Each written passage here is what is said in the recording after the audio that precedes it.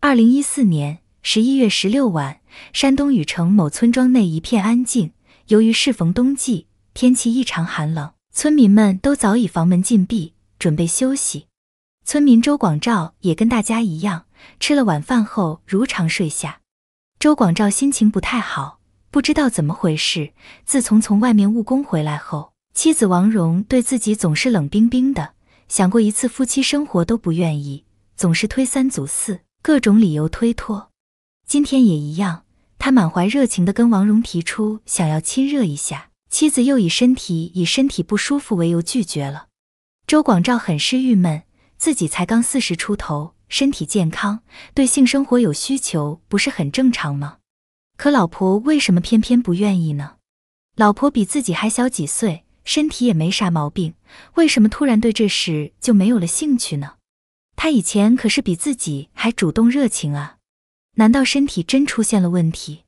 周广照百思不得其解，他决定要找个时机跟妻子好好谈一次，带她去医院做个检查。往后日子还长着呢，可不能就这样冷冰冰的过着。胡思乱想了一阵后，他才艰难地入了睡。也不知道睡了多久，周广照觉得口渴，就起来喝水。这时候他发现妻子不在房间，当时也没有多想，以为妻子去上厕所了。周广照起身去客厅倒水喝，刚倒完水正准备喝时，他突然听到2楼有窸窸窣窣的声音传出，难道进贼了？他想起前几天村里有好几人说家里遭了贼，周广照立刻警觉了起来。天生谨慎胆小的周广照没有第一时间冲上楼去查看究竟，他觉得自己一个人打不过小偷，如果贸然上去，到时候不但抓不到小偷，反而会被小偷揍一顿，那就得不偿失了。周广照连忙喝了口水，披着衣服去找邻居家敲门，请求帮忙抓贼。老鼠过街，人人喊打。在村子里，村民对小偷的痛恨丝毫不亚于老鼠，因为小偷的破坏性比老鼠可强多了。周广照第一时间告诉了离家里最近的老吴，老吴跟着周广照来到他家大门口候着，又让家人再去帮忙叫人。村里人大都被小偷偷过东西，所以对小偷深恶痛绝。当得知小偷现在正在周广照偷东西时，都往周广照家赶来。因为对小偷的同仇敌忾，加上村里没有其他娱乐活动，也许是为了助威，也许是想要看热闹，一时间村里几乎所有人都赶了过来，连妇女、老人、小孩也来了。人多力量大，人多也能壮胆。周广照拿着木棍，带着10几个成年男人，浩浩荡荡往自家楼上赶去。一行人相继打开了灯和2楼的房门，没想到小偷没找着，却听到有一个房间里发出妻子痛苦的吟叫。周广照担心妻子被小偷伤害，他鼓起勇气用力朝房门撞去，村民也踊跃帮忙，人多力量大，很快房门就被撞开了。可没想到房间里没有小偷，大家却看到了目瞪口呆的一幕。只见周广照的妻子王蓉和同村村民孙庆没有穿衣服，正在床上做着不可描述的运动。也许是太投入了，也许是到了关键时刻，直到打开房门，两人还意犹未尽地抱着扭动了几下才停了下来。一时间现场寂静无声，村民们面面相窥，最后大家朝周广照投去复杂的目光，有同情，有不解，也有幸灾乐祸。周广照也愣了一下才反应过来，他感觉得无比羞耻，气得浑身发抖，手指着那2人，不停地抖动。你们，因为情绪太过激动，半晌说不出一句完整的话。而邻居们看到这场面，也都不知道如何劝阻，也只好纷纷转身下楼回了家。这时候孙庆和王蓉也反应了过来，慌慌忙忙开始穿衣服，孙庆更是动作迅速，胡乱往身上了件衣服，飞快抓着裤子踩着鞋子就往楼下跑。一切都发生在电石火光之间，周广照还没有反应过来，孙庆以迅雷不及掩耳之势跑出了他家院子。周广照拿着木棍紧追，可无奈他速度根本赶不上，追了半里地只好放弃，转身回家。在家门口，他听到大家在说又出事了。原来孙庆的老婆胡某跟着大家来抓小偷看热闹，却看到自己老公衣衫不整地从周广照家跑出来，他还不明白怎么回事，老公就已经不见了踪影。直到大家议论纷纷，对着他指指点点，他才明白是怎么回事。原来孙庆吃晚饭时对妻子说，他晚上要去隔壁村的朋友家去一趟，朋友家刚建好房子，需要他去帮忙搬个东西。所以大家都去帮忙抓小偷的时候，孙庆不在家，别人问起，胡某还说老公去隔壁村了。没想到他竟然跑到周广照家来搬东西了，还被全村人逮了个正着。发生了这种丑事，被人看笑话，又遭老公背叛欺骗，以后还怎么在村子里抬起头来？一气之下，性格要强的胡某跳进了村子里的河里，幸好被村民发现，及时救了回来。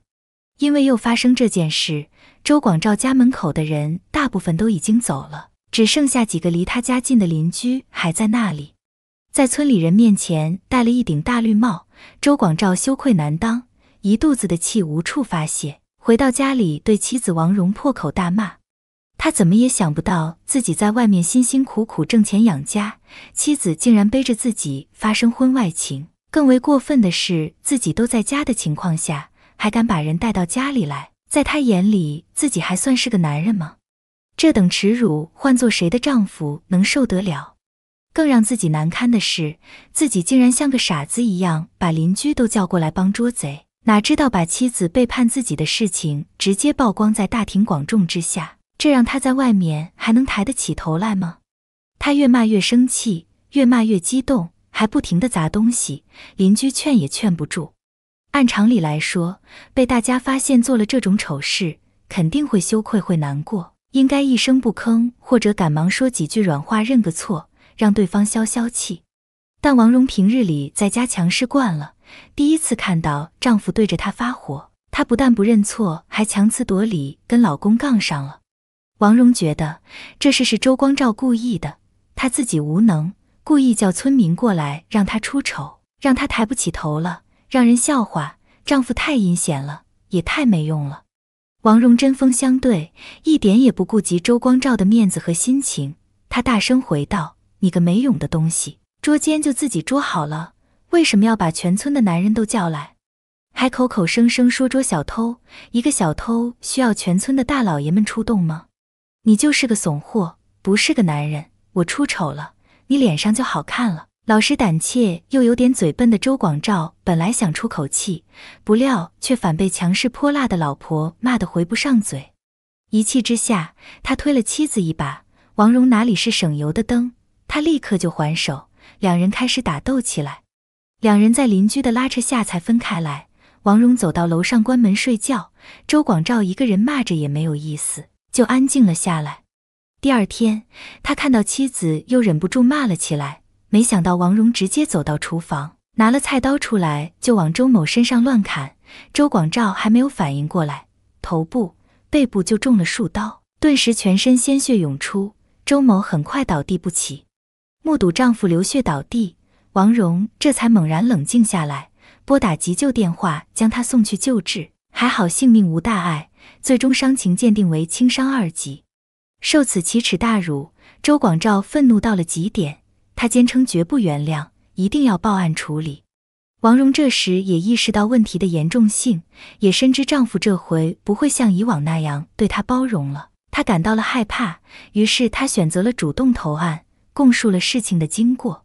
8年前，王蓉与周光照经人介绍结为夫妻，先后生了2个孩子。周广照结婚时已经36岁了，他原本已经对结婚已经不抱有奢望，所以平时工作也不太努力，打零工，够吃够喝，积蓄也并不多。结婚后，他突然变了，深知了作为丈夫的责任，开始积极找事做，再苦再累也坚持着，因为他很珍惜这个家，特别珍惜老婆和孩子，苦点累点也是值得的。由于他的努力，日子虽然没有大富大贵，但还凑合过得下去，至少家庭和睦，孩子健康成长。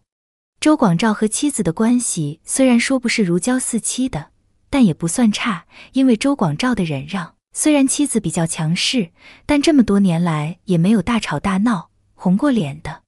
周广照觉得自己成个家很不容易，老婆还比自己小几岁，他强势点也忍着吧，反正只要不是原则性的大问题，他都不较劲，一直包容着王蓉。所以这么多年，两人虽然说不上感情有多好，但也相安无事，没出过大问题。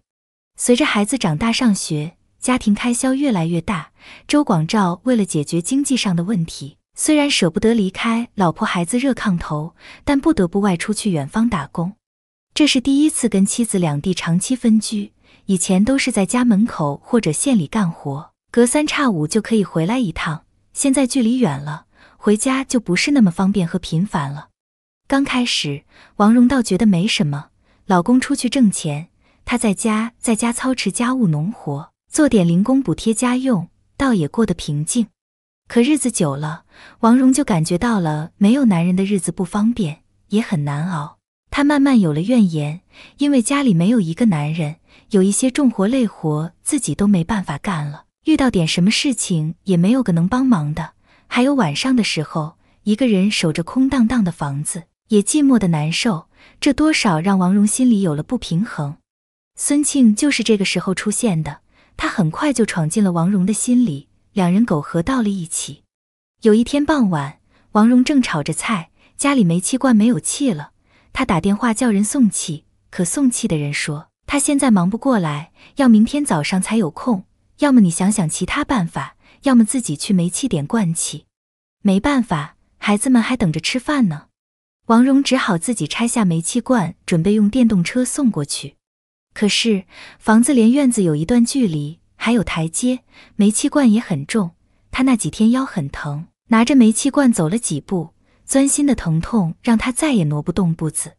王蓉觉得特别心酸，想着别人家老公都在家，老婆什么重活都不用干，而自己呢？她觉得很委屈，坐在地上掉眼泪。这时候，村民孙庆刚好路过，看见了王蓉这一幕。